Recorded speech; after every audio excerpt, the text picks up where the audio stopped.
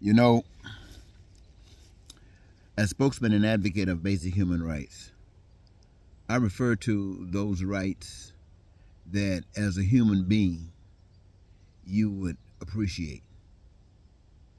Now, where I get that rights, those how I identify those rights. I identify those rights by their application to me. They address my concerns. So I'm confident, we being human beings, that they address your concerns as well.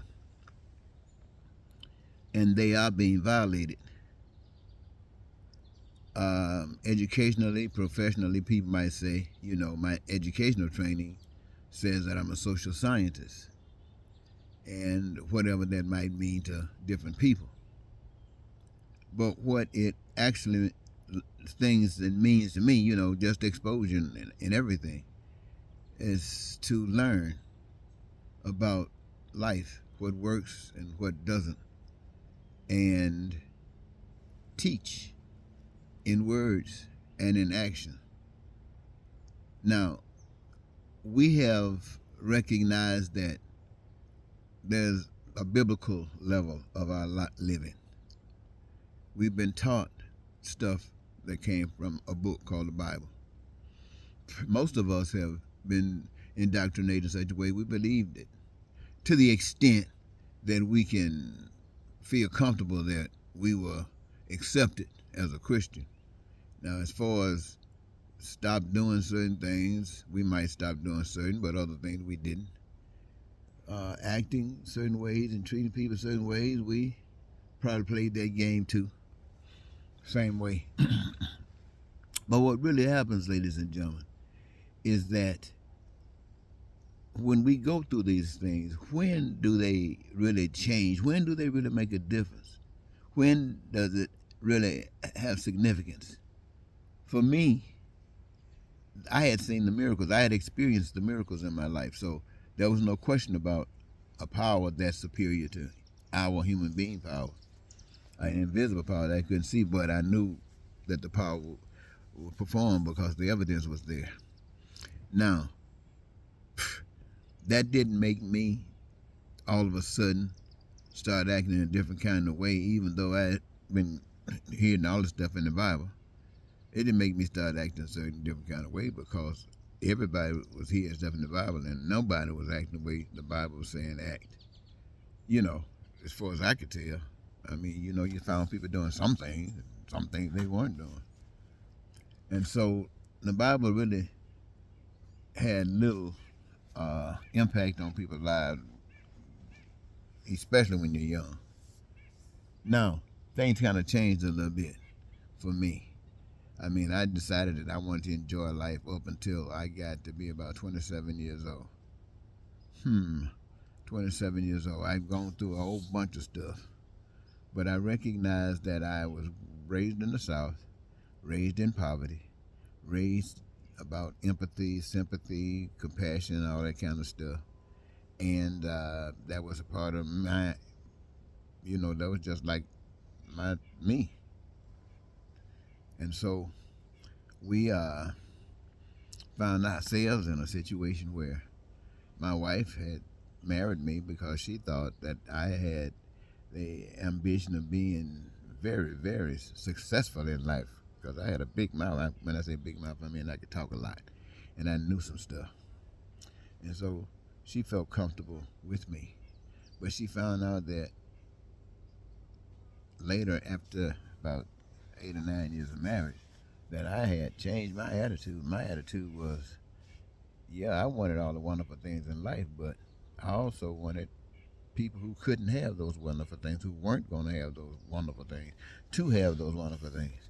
And I knew why they didn't have them, and I wanted to inform them and why they didn't have them, inform those who were playing the role of preventing them from having what was going on, see if I could bring some unity there and we could change things around. That was my ambition. She wasn't going for that, so she chose to separate herself from me, and I knew I wasn't going to change, so I didn't argue with her. Then I just get a little settled. to cool down a little bit, I joined the Navy. When I joined the Navy, I really was just letting time pass and travel and engage myself in the event that they had a war.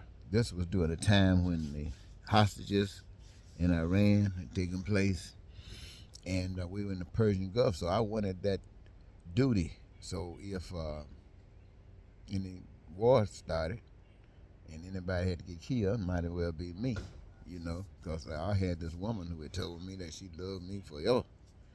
And to death do we part, in richness and poor, in sickness and health. And all of a sudden, she didn't want to have anything to do with me because I wasn't interested in that money like I used to be. So that told me, that took my mind off women. That literally took my mind off women. I ain't trust none of them. None of you. Ladies, you hear me? Just because of that, I didn't trust not a single woman. I don't care who you were. My mama, but was my mama living? Yeah, my mama living. I didn't trust her. I respected you. But as far as I was concerned, on any given day, any one of you could be a crook. Every last one of you ladies is listening to me. But don't feel bad. I felt the same way about the men too. But other than that, I was in the military. And Ronald Reagan was president. Well, some people love Ronald Reagan. Other people were hurting. Ronald Reagan didn't mind it. Poor countries dealing his policies, didn't mind it. I saw the same thing happening.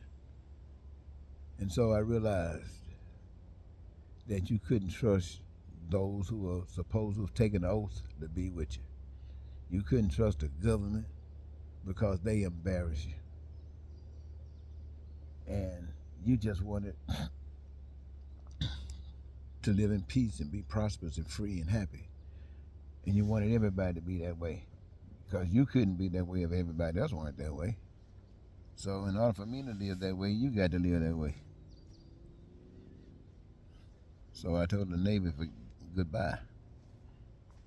And I just struck out. And ladies and gentlemen, I've been out here 40-some years. 40-some years. Out here trying to wake people up, let them know that we've been conned. We've been conned. I know we think that those who are listening to Donald Trump and MAGA have been conned. And we who have not listened to them know they've been conned. They might not know it, but we know they've been conned. Just like the rest of people in America. You don't know you've been conned. But there are those who know that we are conned. We are conned. We're supposed to be living as though we're in heaven. But we let people like Donald Trump, but not just Donald Trump, like Donald Trump, and all the way down to those who will give us sandwiches and commodity.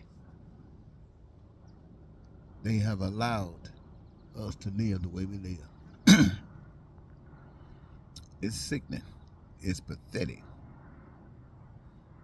But we don't know it. We think they told us this is the best way you can live on earth. This is the best place to be. All of that. And all of the stuff that God has prepared for us. In the simple way God has prepared for us to exercise it and use it. Oh, God was beautiful. God is beautiful. Made a beautiful plan for us.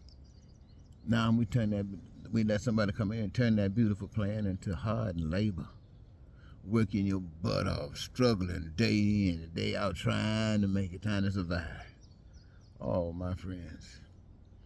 And the people of the world don't know it. We got people in America thinking they're better than people who live in dictatorships. We're no better than they are. In fact, we're about to see that if we don't watch out, this will be a dictatorship. You got people right now promising that they want to be a dictator over you, promising they want to cause you pain and suffering. And the country is excited about them. Isn't that something? Goodness gracious. And being a spokesman and advocate of basic human rights, I want you to know that we've been conned. Now you might say, well, we conned, What that mean? That mean we need to change things.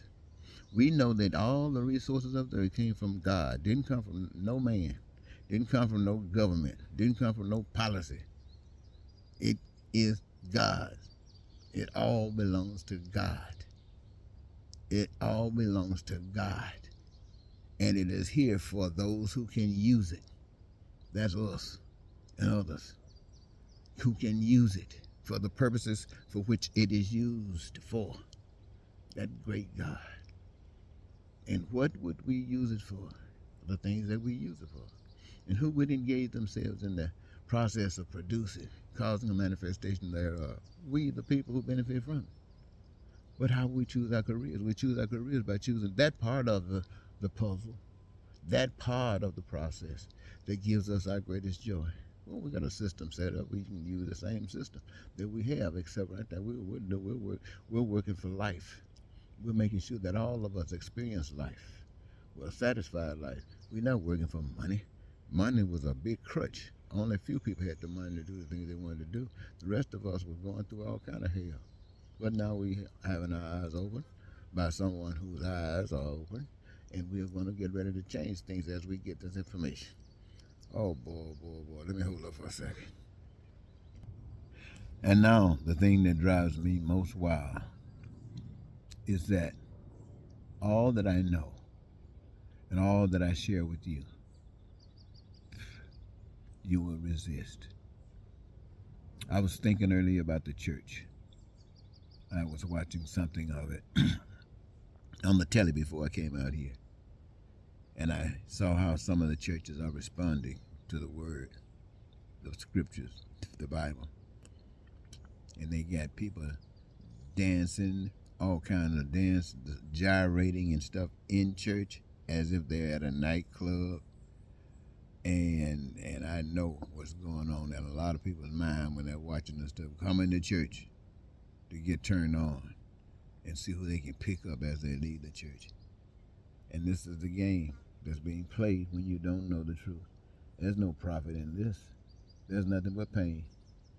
Oh, there might be some moments of excitement, moments of feeling good, but the whole picture is nothing but pain. It comes and exists off the back of pain. So, what are we going to do? We're getting ready to have a presidential election. Most of the people hoping that they choose Vice President Kamala Harris to become the next president of the United States, get Donald Trump and all the ugly stuff that they are talking about. Put it at rest for a while we spend our time talking about a future that's changing to be more heavenly like. Think about that, ladies and gentlemen, to be more heavenly like. Goodbye.